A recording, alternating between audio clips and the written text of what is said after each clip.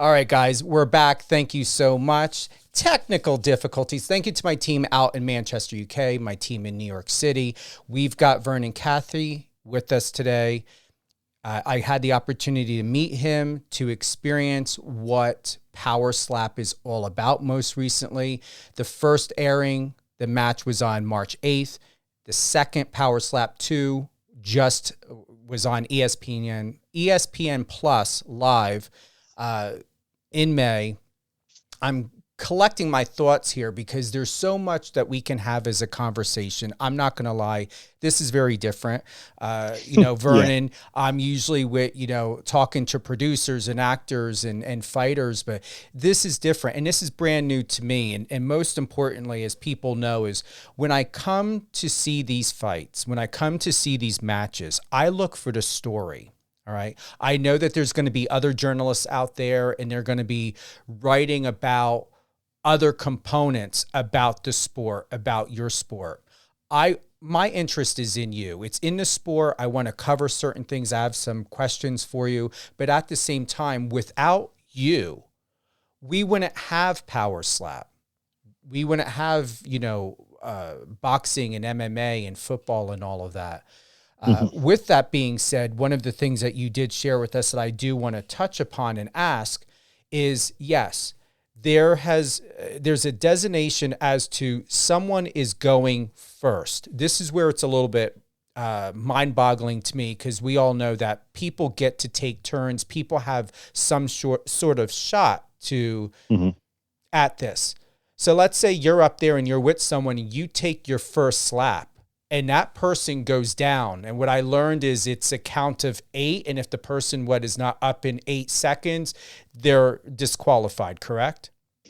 Yeah, it's 8 to 10. It's all on the judge and the ref because, they're trying to keep this as safe as possible, but yet be entertaining.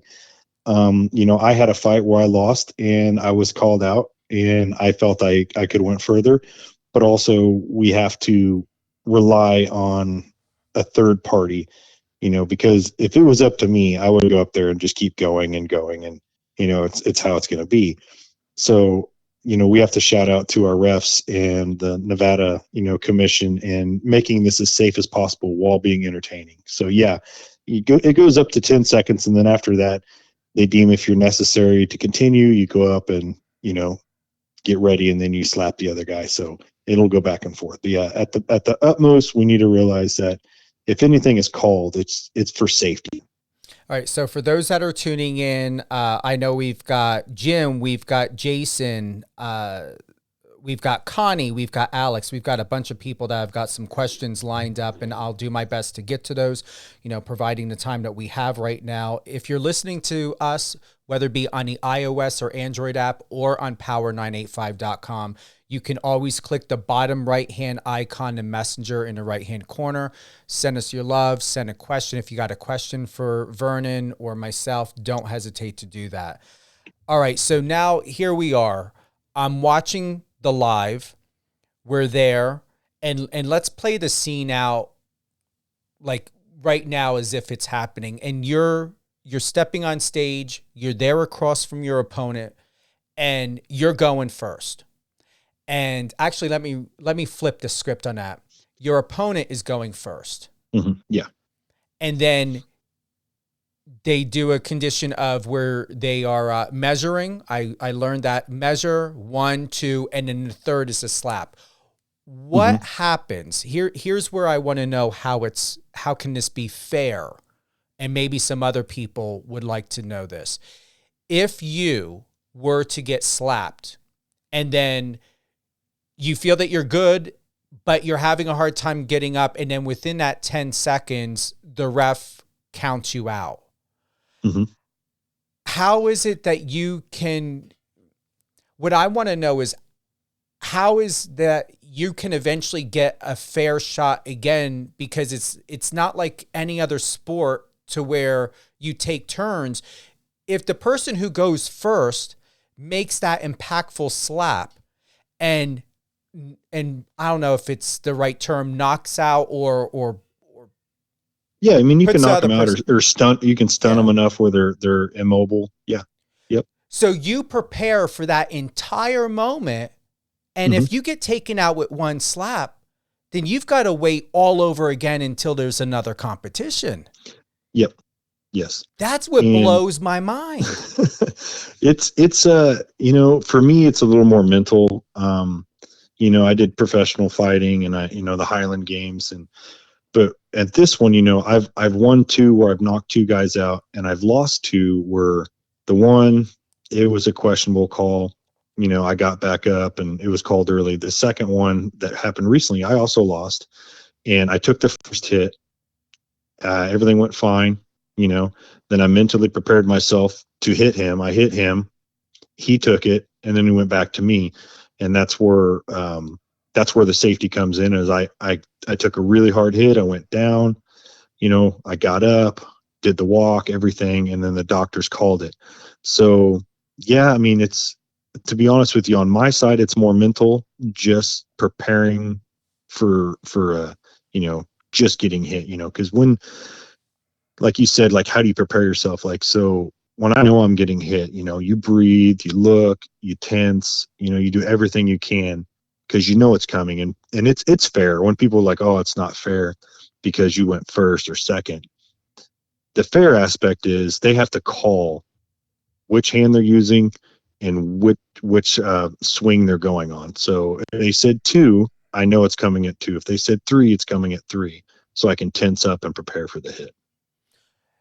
When we think about you tensing up and preparing for the hit, what does that mean? What have you done to condition your upper body? Is it your neck? Are you doing facial exercises? No one can off the street. And that's one of the questions. I do not believe that you can, and thank you for that, Jason, anyone from any background. He's saying that he's got a background in MMA and Mm-hmm. kickboxing, Jason from Charlotte, North Carolina. I don't believe you can just go into this because you have a sports background to say and be like, I'm going to go and take these kind of hits. Can you explain more on what qualifies a person to get involved? What type of conditioning, what type of medical do you have to pass? And do you need to condition your shoulders, your chest, your neck, your face? What do you have to do? Yeah, I mean, honestly, the biggest thing is, it's literally from the floor up. My biggest fear, honestly, was, hurting my hand from going across their face and extending my fingers. So, the Highland Games helped me with that because I did a stone throw, which is like a shot put. So your arm always gets flexed. So for someone to just come off the street and do it, I'm not saying it's not possible, but your likely of injury is going to be high. Now, and that's just on giving a hit, slapping someone. Now, on receiving a hit, now if you watch the reality show, there's multiple people because you can't flinch. That's truly, honestly, that is the hardest part of the sport, is not flinching. And that takes mental preparation. We did things, honestly, it's going to sound crazy, but we worked with pool noodles because you can't just start slamming people in the head, to make them not flinch. And even with that, some people tense up and move. So there's always going to be, in every sport, there's a certain percentage that mental has to take over. And in ours, it's the mental ability to literally sit there, look at your opponent, and not move. All right, Kathy from Oregon. I was thinking the same thing, Kathy. She says, how the hell can you not flinch after a slap? She's like, I'm Googling it right now and watching some of the videos. Hold Yeah, on. She says, there's yeah. no way in hell I could not flinch. I mean, that's the other part of the sport. That's why Dana and Frank and Hunter, why they contacted me, and this progression of the sport is because they knew I'd be an athlete that was going to follow the rules. And one of the biggest thing is not flinching, because if you go up there and you're watching a match and the guy loses, the other guy, the opponent wins because he's sitting there flinching, that's not entertaining. My loss is still entertaining for people. Yeah. And to tell, like, and that's the difference. She says there's no way she can do it. I mentally prepare myself knowing every outcome that can happen. And I'm okay with every outcome that can happen. And that's the hardest thing for people to understand. My parents, even my friends, there's lots of people, like a bug flies at them and they flinch. I'm we're just different people that do this. Like, I don't flinch because, I'm prepared and doesn't bother me. So that's the mental aspect and the preparation that takes it to this sport. And you just enlightened me, and I'm seeing it in my head. I'm processing what you're telling me because I'm going back to the video up on the screen. So anyone, if you've ever been in a UFC Apex, there's 4 screens around the room, and now I completely understand to where the face looks like a sourpuss, or almost like someone ate a lemon. Or poked you in a butt or gave you a wedgie, but you're not showing the sweet spot of the ooh from it. Okay. I did not know you weren't allowed to flinch. I'm seeing all of your faces now in my head going through as to now I understand why. You looked the way that you looked. Wow. That is, let me tell you, anybody that, and I'm putting it here because I haven't heard too much on it, and I don't usually want to hear what other people's opinions are until I can get mine first. Give or take, Vernon, this situation. With this, though, if anyone were to criticize you or the sport, or to even say it's not a sport, there's no way in heck. I mean, going back to what Jason and had shared, and what Cathey had stated. Conditioning, I don't even know if that's even the right word of what you have to go through, because there doesn't seem to be any flexibility. You can't flinch. That is a natural human response. Yep. And that's honestly, to me, that's the hardest part. And then if you ever read my comments or anything I say, even after a loss, I always, congratulate my opponents, and I'm like, they stood there, they took it. I stood there and took it. And that's, to me, that's the hardest part of the sport is the not flinching and giving them the show that everyone was there for. That's intense. That is, I'm going to see now when I go to Power Slap 3, I'm going to view your profession even more enlightened and respecting it even more. Not that I lacked it before. I encourage anyone, before anyone attends or to want to get involved, just do your research, or even to speak to someone like you, Vernon, because it gives a whole different detailed perspective that is really needed for this. I believe everyone needs to know these details, or should know them, to appreciate, before thinking, oh, well, he came from, the Highland Games, or he came from MM. No, like, this is something that is, I would say, primarily mental and secondarily physical, right? In my experience, yeah. I mean, that's like AJ. I've lost to him, and he honestly, he's one of the few people that I'd say he's not an athlete, but there's different ways of conditioning. He is a very big, like, he goes to concerts, he goes to metal concerts, he headbangs, he does a lot of stuff that way. And his neck and his ability to take a hit is probably the best in the league, just because of what he does. And he always claims, like, well, he doesn't do anything workout wise, but his workout is his concerts and his headbanging and stuff like that. And mine is just different. I work out physically as a workout. Now, when you guys are up there, you're holding on to something behind your back. Can you tell us what that is? Because it reminds me of a spaghetti noodle, or I'm assuming it is. It's pretty close to like a pool noodle. It's a little harder. It's just something so that we don't move our hands. It's another aspect of keeping us still. So we try not to raise our shoulders, so the person doesn't hit their hand into our shoulders if we flex. And that's another thing a lot of people don't realize. Like, people are like, well, I'll just dip my head and tuck my shoulders. Well, I can't do that. I need to expose my chin, have my chest level. And even the table, like, I'm supposed to lean up against the table. I'm supposed to touch the table. So there's multiple aspects in this that I have no control of. I have no control of, my feet has to be in the box. I can't raise my shoulders. I have to touch the podium, and I have to look forward and not flinch. And the other thing I found very interesting, because I leaned over to Amato and I said, clubbing? He's like, yeah, you're not allowed to club. It is so technical. Seriously, this isn't to where, oh, he's going to go. No, no, no. The detail to the attention or attention to detail, clubbing. How do you avoid it? Why does it happen? It's right now it's fairly controversial because, it's new and the refs are new and everything's new, and we're involving the sport. There's going to be mistakes. There's going to be wins and losses that people are going to disagree with.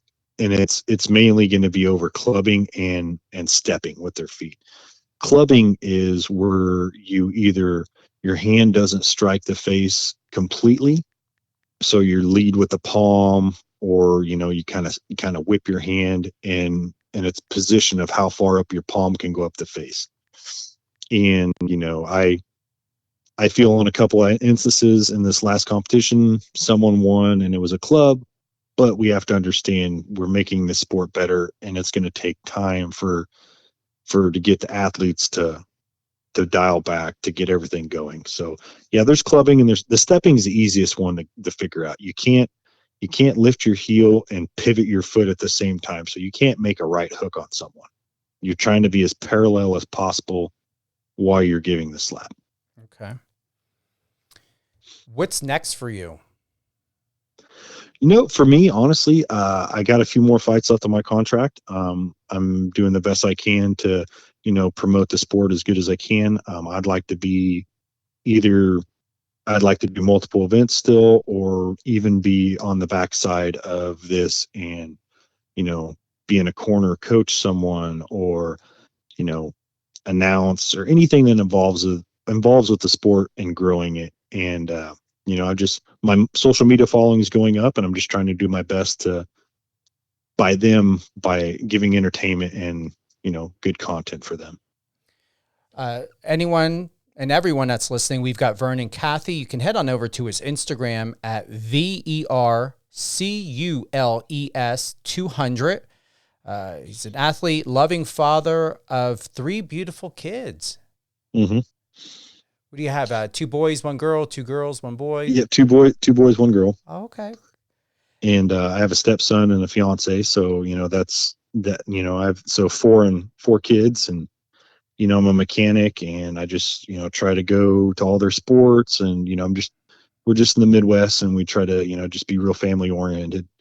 So, how do you find a balance?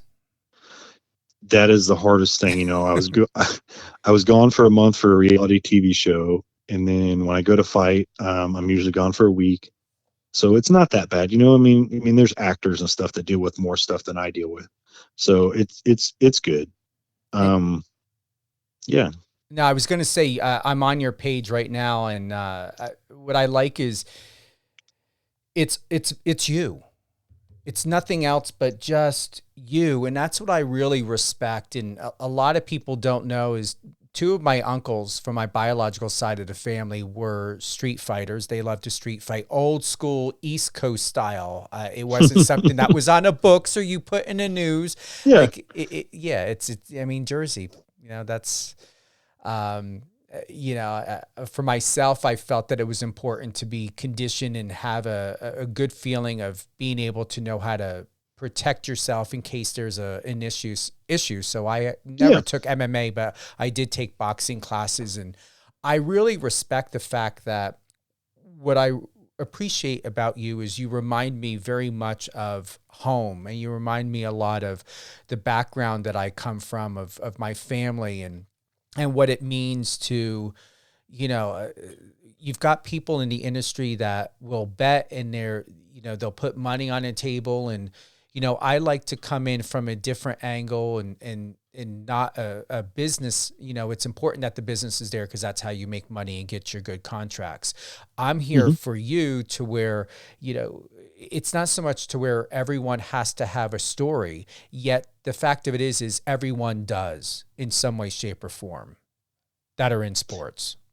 Yeah, and I mean the like you said, when you see me, that's me. Like if you go on my page, the other day I just got in from a loss, and I took the kids to Dave and Buster's, and this little kid came up to me and he's like, "Oh, are you Vern the mechanic?" I'm like, "Yeah, I'm Vern the mechanic." He's like, "Oh, we watched you fight, you know." He's like, "I'm, sorry about your loss. We love you." And honestly, out of everything that happened, you know, that moment there made me love what I'm doing. I mean, the kid saw me lose. He Mm-hmm. still wanted to talk to me. And instantly I was like, well, I had my jersey and my shirts and everything, because I literally got off the airplane and, I went to do stuff with the kids. So I gave them jerseys and, hoodies and anything I had, because I don't need it. If it makes someone else happy, I'm fine with that. So that at that point, that was probably the best thing that I could have felt in like my whole career with this, is just knowing that I'm a good enough person that even if I lost, people were still happy to see me. So that was probably that was the greatest moment so far in me being in Power Slap. And that's the most rewarding because I'm feeling that through you. And I remember that video of you. And that was what, 6 days ago, wasn't it? That you Yeah. shared? Yep. Yeah. I want to play Hmm. something here. Hold on, Vern. Yeah.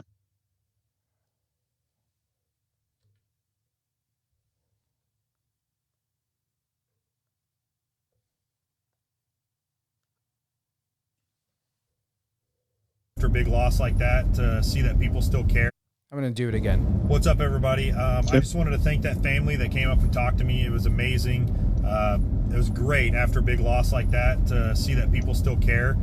And yeah, I mean, I'm here to entertain, and people are entertained. I'm going to keep doing it. So I want to thank Dana, Frank, Hunter, and the Power Slap organization on keeping me going. And I'm going to do all I can for the fans. So there's more to come. Thank you, everybody.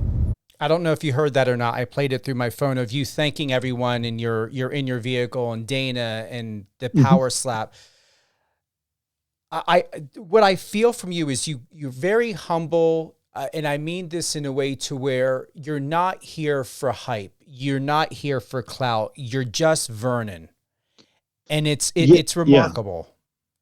Yeah. I mean, and there's nothing wrong with other guys that are showmen, and they're put, because there's different people for everybody. And for me, I'm just me. Um, win or lose, I'm me.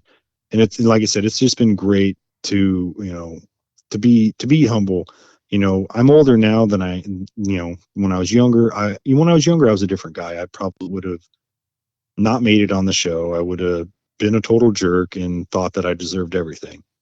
And now that I've gotten older and I understand, what people put up for you. I mean, Dana, Frank, and Hunter, I mean, they invested in me. So I have to do good by them, and, be a great person. And I'm trying my best to do that. So that's and for that little kid to come up and talk to me, that just was the icing on the cake. It was amazing.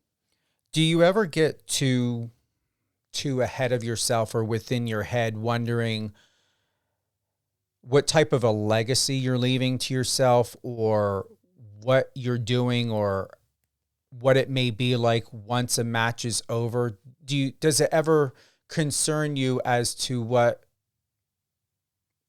you're doing for your kids, as to not wanting to make a mistake? That's basically where my question is going. Do you ever are concerned about that, to where you do your best not to get in your own way, to be the best example on and off the stage?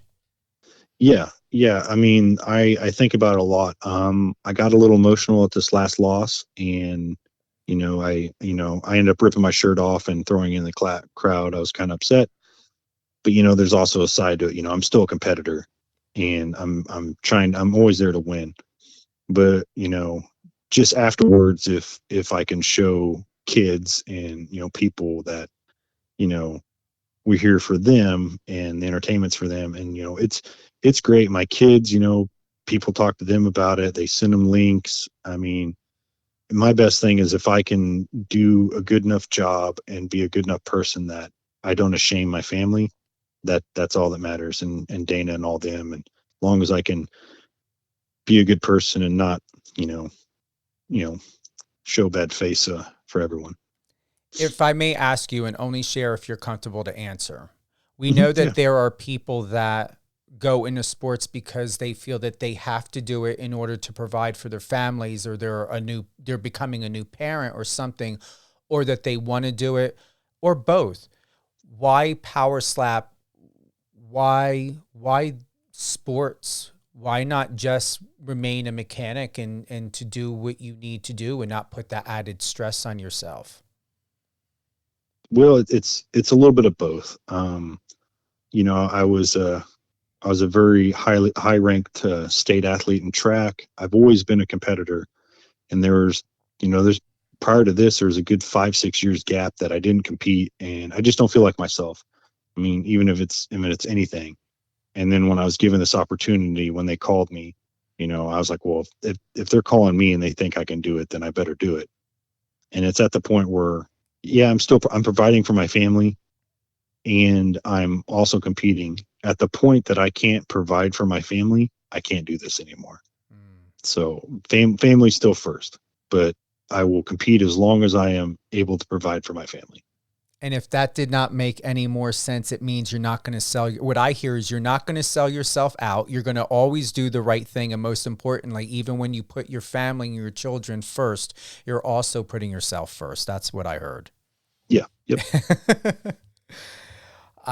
It all has to make sense. It all does. has to add up. And at the point where if I'm becoming selfish and it's taking away from my family and providing for them, I can't do it. Is there anything that you would like to share with our listeners that we may not have covered, or something about power slap, anything at all to just bring more clarity before overindulging by making assumptions or wondering what the media or someone else is saying? Why power slap, whether they are going to be a fan or a spectator or possibly an athlete? What do you recommend? I recommend being yourself. It's just like on the reality TV show. If they would have had a whole house full of me, it would have never went. They're going to look for all walks of life in this kind of sport, and you being genuine, no matter who it is going to be the best outcome for yourself. And on that aspect, I mean, I chose power slap because, in my town, everyone knows, like, you don't mess with Vern, and it's my whole life's been that way. So I felt like a pride to continue that for my, town. Mm-hmm. But I mean, it's a great sport. It's a great company. I'll go back to what Dana says. If you don't like it, don't watch, but if you enjoy it, contact, do the best you can, watch it, support it, and let's make it grow. Moving forward, and I want to thank everyone for joining Vernon Cathey as well as myself today on Live on Air with Stephen Cuoco. Vern is co-hosting. He's not just a guest, he's co-hosting, because this is a topic that I wanted you to be side by side with me today, Vern, on, because you're educating me. This is something to where I'm not a fan. I'm not just a fan, or I would say I'm more than that. Like I want to be, family and an ally. That's what it is. I'm an ally for you from a media perspective, from a publicist perspective, but also as someone that respects the sport. For myself, I don't want to call it a fan because I feel it diminishes it, because I see and feel so much more in this, to where I'm not just sitting there, bouncing around with, or like not, jumping up with popcorn in my hand and stuff. I'm there wanting to know every detail possible so that I can appreciate what this sport means. No different than anyone understanding the science football and baseball and hockey and boxing and everything else. There's a science to power slap. This isn't to where you just say, oh, one day I'm going to go and take a hit. If you want to do a backyard or underground street fighting or something, you want to try that, fine. But with this, you have to be extremely conditioned. You have to understand and respect what you're getting yourself into, but also respect and understand that when you are there across from someone else, that is your opponent, it is their life, their reputation as well. And even though you're there to win it individually, you're still there as a team from beginning to end. 100%. 100%. We're not going to grow this sport without a team effort. So yeah. Any closing thoughts?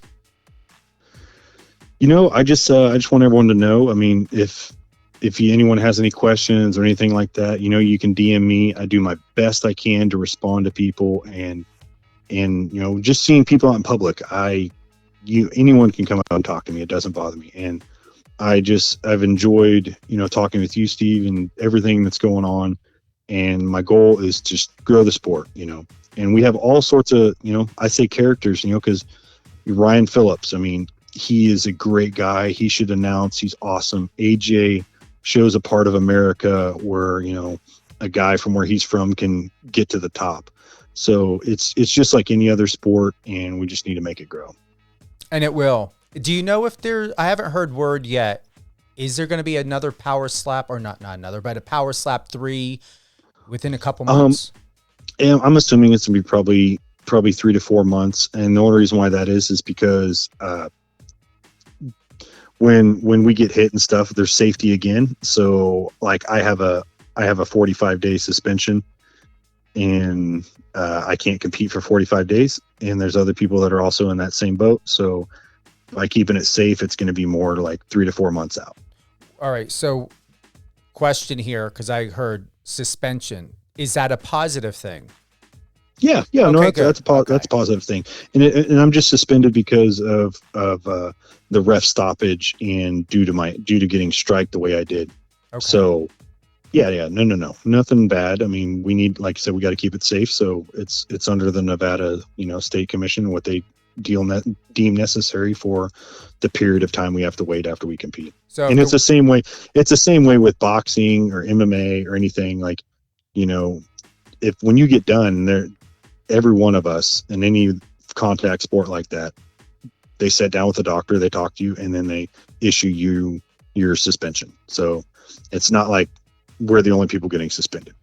Okay, so it's out to make it very clear also, from a journalist perspective, that the word is not a negative connotation. What is it? Nope. Tone or whatever you want to call it. It is something for a buffer for your safety. Yep. It's a medical suspension. Yep. It's a buffer for safety. That's good. That's a good term to put it. Yeah. It's a buffer for our safety. Yep. I do have to ask, when in your last match where I had attended, what is the doctor looking for to determine whether you can continue or not? It's just our stability. If we're coherent, things like that. And, and at the end, I may think I'm fine. They see MMA. The same guys that we have are the same guys that are in UFC, the same refs, same everything. So they've been around the block on, making sure fighter safety's on the top. So. Okay. No, thank you for that clarity. Thank you to everyone joining Vernon Cathey, as well as myself today on Live on Air with Stephen Cuoco on Power 98.5 Satellite Radio. Vern here co-hosting with me, teaching us all great things about power slap, what it means to be an athlete in power slap, why it is a very serious and professional sport. It's not something that you can just walk off the street and just do. And then also all great things, Vernon Cathey. Head on over to his Instagram at VERCULES200. And definitely, I hope there is a strong consideration to have you host, co-host, or be a commentator or someone that's introducing. You're made for this. You look exceptional. Thank you. Put a nice colorful polo on you or whatever it is that they want for dress style, and I think you'll be set to go. But let me tell you this: anytime and every time that I have the opportunity to attend a power slap event and be able to have the opportunity to do media coverage on it, I definitely, whether you are competing or not, I definitely would like to have you on and for you to share your thoughts, even if it's something about a match that you can just educate the public on. Because once again, this is new.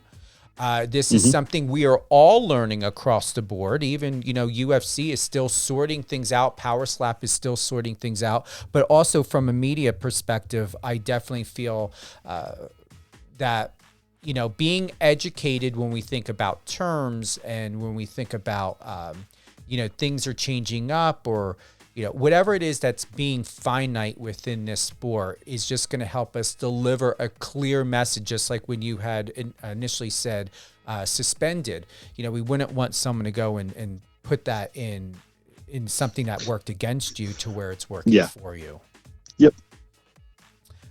Anything else before we close out? No, I just want to thank all the supporters and everyone that listens to your show, and anything and everything that helps us to move forward, and just be kind and just do anything you can to help people out. And congratulations. I've been researching you before we went live, and people are really grasping to have you on their show. It's like you're not doing, you're not a one-hit wonder here. Yeah, I appreciate that. Yeah, and I want to make it grow. And like tomorrow, I'm doing a barbecue show with a buddy of mine, and we're gonna do some barbecue events this summer. So yeah, I'm just me, and it's just gonna be me traveling and what I do on weekends and stuff like that. So you'll see content from working on cars to going to barbecue competitions. So it'll be awesome. All right. If you're able to drop this, the barbecue competitions, is this a YouTube thing? Is this a network thing, or is this an Instagram thing? It'll my friend Dan Sanders. He's a professional barbecue competitor. And I have another friend, Jason Mann, that owns a barbecue store. So we're just going to be filming our life on how we do that. And you saw, I did one cooking show the other day that was on, chef reactions on TikTok. So we're just going to catapult that and keep going with it. And then you'll get another show out of that. Can you imagine? We'll see. You never know. I'm telling you, you're made for TV. You're perfect for TV. You got the look, you got the vibe. And most importantly, because you're a dad, it really is meaningful. That's the word that comes to my mind, to have someone like you there, because you're very comforting. And I mean this in all due respect, kind of like a Santa Claus way, not because you have the beard and mustache, but I mean that it's in a way to where I even feel safe. Even in this conversation, I feel very comfortable and safe with you. And that's because of you, Vern. And I just hope you're very proud of yourself and recognize what an extraordinary person and a man that you are. And it really exudes. Thank you. I appreciate that. It means a lot. You're welcome. Thanks again to everyone who joined. Vernon Cathey, as well as myself, today on Power 98.5 Satellite Radio, live on air with Stephen Cuoco. If you happen to join us later or late in the interview or towards the end, we will be uploading this to your favorite podcast stations, whether it be Amazon Music, Amazon Audible, iHeartRadio, and Spotify. We will re-air this episode at a later date. Don't hesitate to check out the schedule, whether it be on the app or on the website, power985.com. There will be a new episode of Resilient You with Alicia Pazzoni this Saturday, 11 a.m. Eastern. And I'm covering UFC this week, so definitely head on over to the Power 98.5 Instagram page, Facebook, whatever it may be. Definitely check out all great things. Vernon Cathey, VERCULES 200. Have a great day, everyone.